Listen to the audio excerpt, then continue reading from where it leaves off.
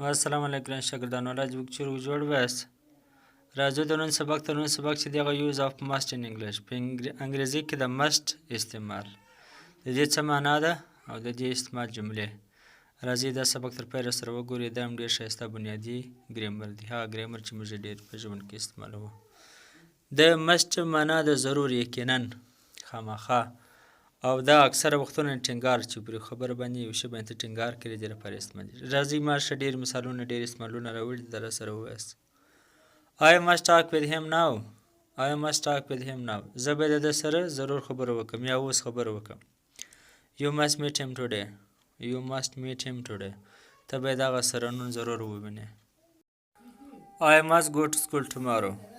I must go to school tomorrow. زه به سبا ضرور سکول ته ځم. د را روان وخت لپاره چې انسان پرې خبرې ټینګار کړي. علي must be sleeping. علي must be sleeping. علي به ضرور ویده وي.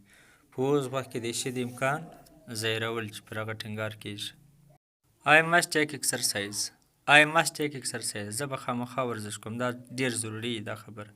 په دې وجه must استعمالېږي چې یو کار ډېر ضروري دی لپاره. I must sleep early. I must sleep early. زه باید وختي ویده سم. د چا لپاره د خوب وختي بیدېدل ډېر لازمي چې سهار بیا وختي راکښېنستل ورته لازمي په دې وجه. You must be 50 years old. You must be 50 years old. ته به ضرور د 50 کالو یې. He must be at home. He must be at home. هغه به ضرور کور وي، پر کور به وي. خالي هم که at home فرق نه لري. که years old کې خالي 50 کې هم صحیح دی. Student must not smoke. Student must not smoke. شاګردان باید سګرېټ نه وڅکوي. شاګردان چې هم سګرېټ وڅکوي نو څوک پاتې شو. پیسیو، د دې پیسیو چې موږ جوړو هغه هم شته. پیسیو کې به must څنګه استعمالو. The hard work must be done. The hard work must be done. محنت باید وشي. ضرور باید محنت وشي.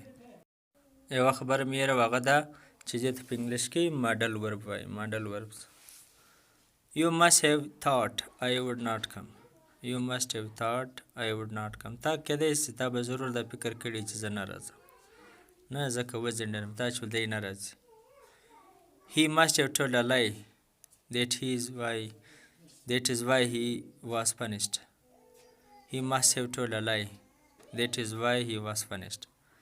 دا به کېدای شي ضرور دروغ ویلي ځکه نو ده ته سزا ورکول کېږي. نو دا زموږ د نن سبق ګران شاګردانو. د دې نورې پارټ حصې موږ ریکارډ کړي دي، هغه هم تاسو کتلی شئ. موږ چینل ورتلی شئ. د ماډل ورب چې نور کومې برخې دي پر نورو شوډ و، پر میو، پر کین باندې. مننه. الله حافظ.